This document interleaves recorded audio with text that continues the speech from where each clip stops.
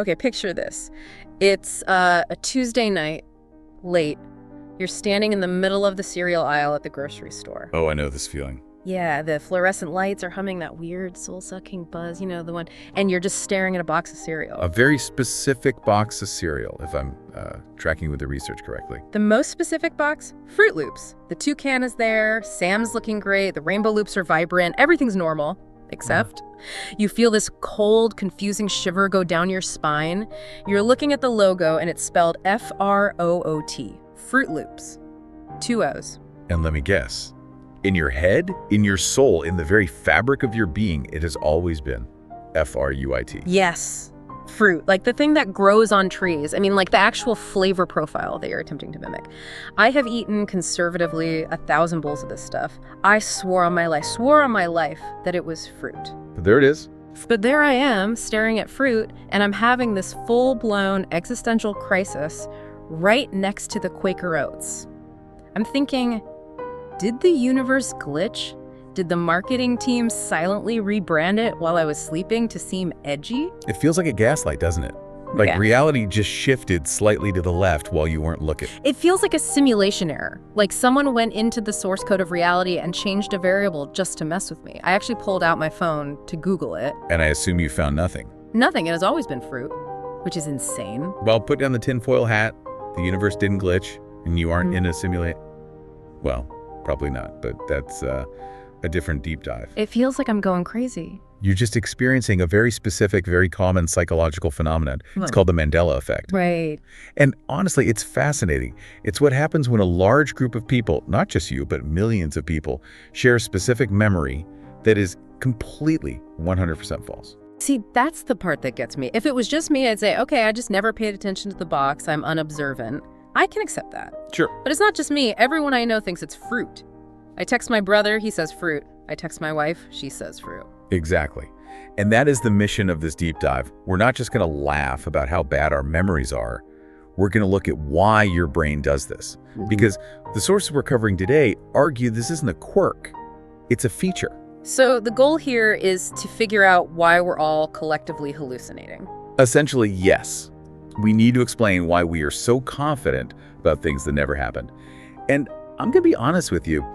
The answer is a little unsettling. Unsettling how? I'm already unsettled by the cereal. Unsettling in that your memory isn't what you think it is. We're going to talk about something called the Lego bucket logic. And by the end of this, you're going to realize your brain is less of a hard drive and more of a creative writer with a tight deadline. Okay, calling my brain a creative writer makes me feel slightly better than calling it a liar, but I'm still stuck on the fact that I can visualize the word fruit on that box. So before we get into the heavy neuroscience, I need more examples. Oh, there are plenty. And some of them are even more mind-bending because they involve characters we stared at for hours as kids. Okay, let's do the big one. The Monopoly Man. Rich Uncle Pennybags. A classic. Describe him for me. Don't think, just describe. Easy. Top hat, white mustache, cane, tuxedo, and a monocle. He's definitely wearing a monocle. I can see him popping it out of his eye in shock when he gets sent to jail. See, that's such a vivid image. It feels cinematic. But I hate to do this to you. He has never worn a monocle. Not once. That's impossible. I'm looking at him in my mind's eye right now. He's got the monocle. You're looking at a construction. The Monopoly Man has perfect 20/20 vision, apparently. Most psychologists think you're just mixing him up with Mr. Peanut, who does wear a monocle. That's genuinely upsetting. I would have bet a significant amount of money on that monocle. Okay, let's try another one. Pikachu from Pokemon. I drew this guy 100 times. Okay, give me the description. Yellow electric mouse, red cheeks, pointy ears with black tips, and a lightning bolt tail with a black tip at the end. And you bet money on that. The black tip on the tail. I would bet my car on it. It's a design element. It balances out the black on the ears. If the tail was just yellow, it'd look weird. Strike two, unfortunately. Pikachu's tail is solid yellow. No black tip. Get out of here. I literally remember coloring it in with a black marker. I remember the smell. You colored it black because your brain told you it should be black.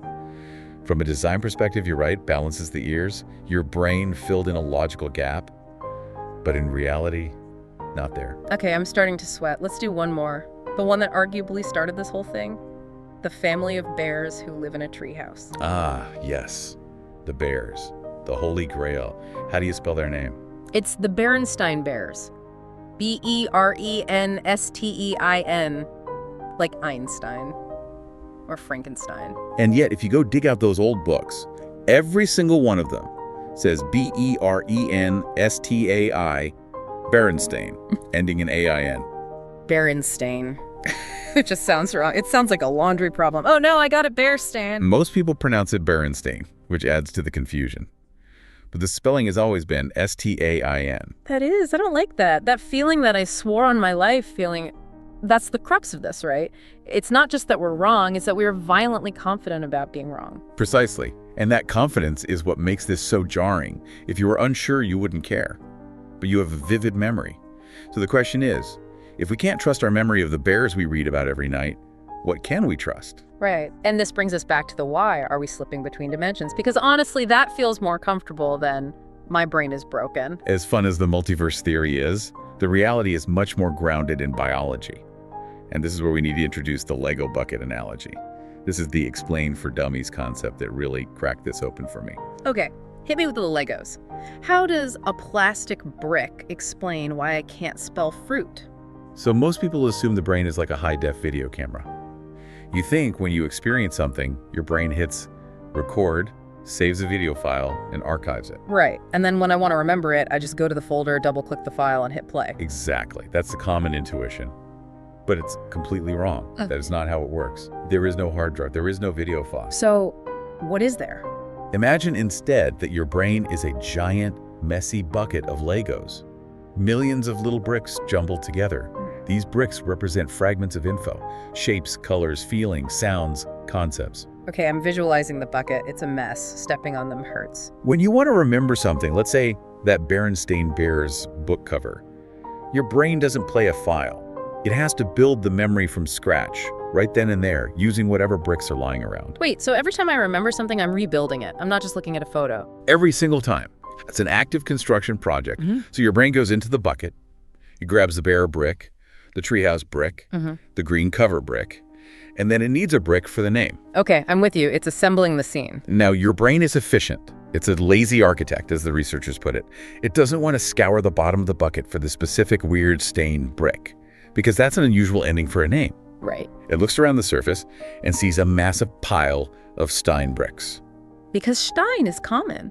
Einstein, Goldstein, Bernstein. It's a pattern my brain recognizes. Exactly. It's a schema, a blueprint. Your brain loves patterns. So in a split second, it grabs the Stein brick, the standard name ending brick, and snaps it onto the memory. It builds the Berenstain Bears. So my brain is just guessing. It's grabbing the nearest brick that fits. It's filling in the blanks. It prefers probability over accuracy. It says, well, it's probably bandy, that makes the most sense, and it presents that to you as a fact. It doesn't put a disclaimer on it. That is wildly irresponsible of my brain. Why not just save the real image? Energy efficiency. Storing a high-def video of every moment of your life would take an impossible amount of energy and storage. So the brain compresses. It remembers the gist of the Monopoly man, rich old guy. And when you ask to see him, it grabs the accessories that fit. Top hat, check. Cane, check. Monocle. Rich guys from the 20s wear monocles. So click, snap, there it is. Precisely. The monocle belongs to the rich guy pattern. Your brain inserts it because it feels like it should be there. And with Froot Loops, fruit is a word I know. F-R-U-I-T. Fruit with 2 O's is marketing nonsense. My brain just autocorrects it. You got it. Your brain is essentially autocorrecting reality to make it fit with what you already know. That makes sense, but it's also deeply disturbing. My memory is just making stuff up based on vibes. Based on vibes is actually a pretty accurate description. Okay, but here's the thing. I get that I built it wrong the first time when I was 5 or whatever, but why did I keep remembering it wrong for 30 years? Why didn't I ever notice the error?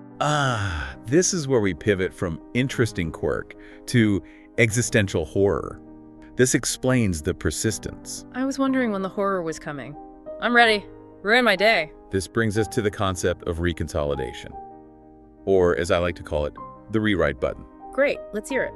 Okay, so we just established that remembering is building.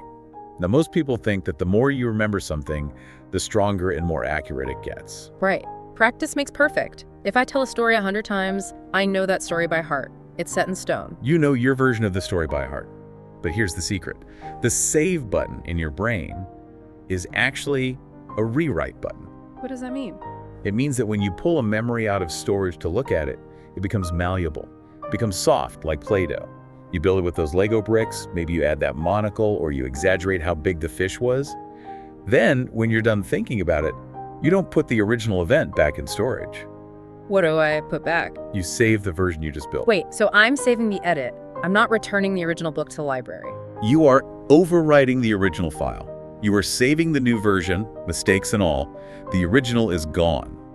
So if I remember the bears when I'm 10 and my brain adds the Stein brick... You save that Stein version. Then when you're 15, you aren't pulling up the book cover you saw when you were 5. You're pulling up the memory you built when you were 10. And then when I'm 20, I remember the version from when I was 15. Exactly. It's the photocopy analogy. Imagine taking a photo.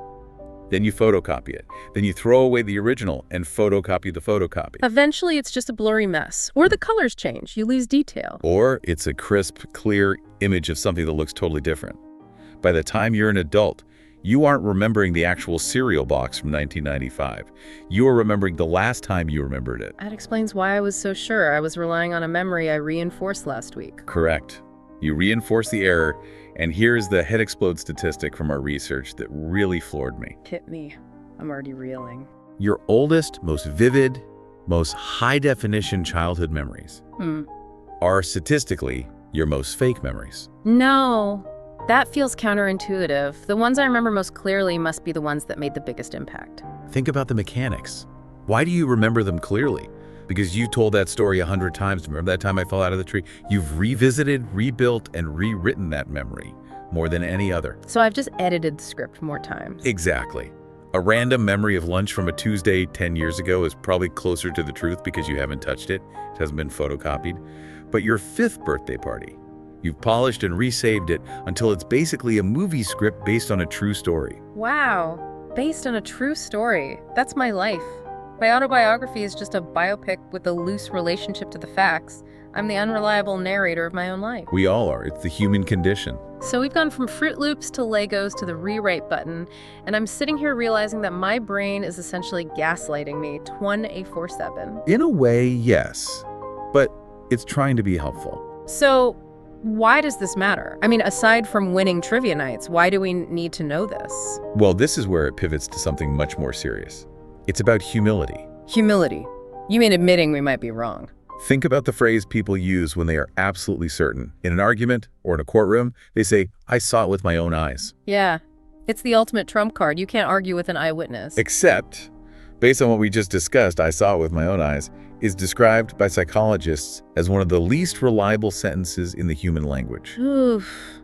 When you put it that way, that has huge implications. Legal implications. Relationship implications. Huge. Yeah. If your brain can rewrite the spelling of a cereal, imagine what it does with a complex emotional argument you had with your spouse 5 years ago. Oh man, you said this. No, I didn't. Exactly. You might vividly remember them shouting at you.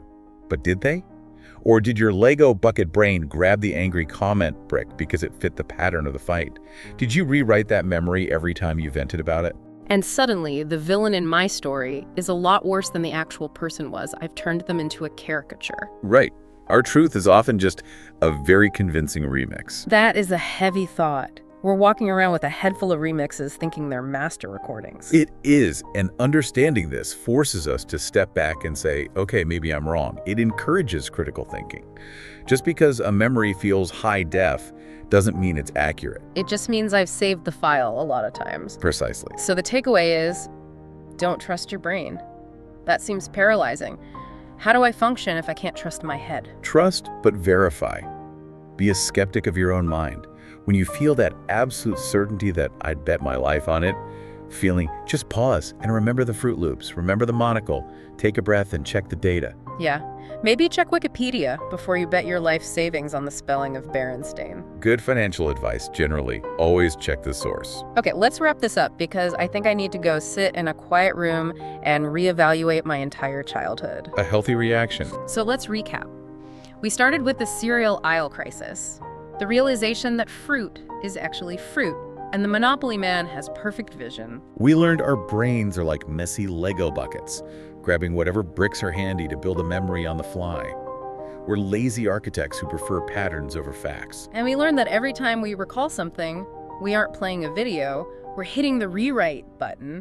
We're photocopying the photocopy until the truth is a distant rumor. And finally, that this should make us a little more humble, a little less arrogant about what we think we know. It's a wild ride, and honestly, I'm never going to look at a box of cereal the same way again. Just check the box. Facts exist outside of your head. I will.